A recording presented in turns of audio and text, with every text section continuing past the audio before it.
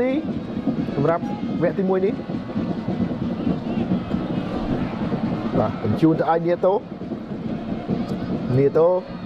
ម្លាក់មកក្រោមលីសឺរុញទៅយូដៃទាត់ទៅកន្លែងហ្នឹងទុកទៅអីអត់ទេ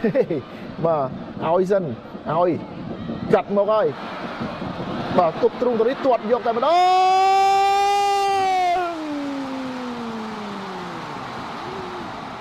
យូដៃអូយ៉ាវ៉ា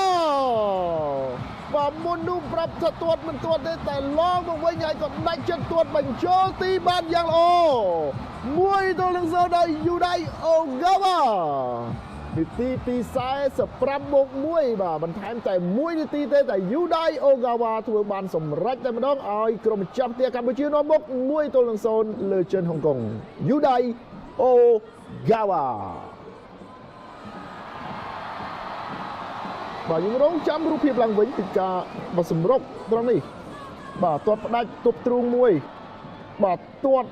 បាទមួយជើងនេះល្អណាស់បាទអូយបាទធ្លាក់អត់ដល់ដីទេបាទហើយសំខាន់នោះគឺទាត់បាទធ្លាក់បាទនេះហើយគឺជាអ្វីដែលធ្វើឲ្យអ្នកចាំទីគាត់ពិបាកនឹងសង្គ្រោះហើយដែលសំខាន់ជាងនេះទៅទៀតគឺ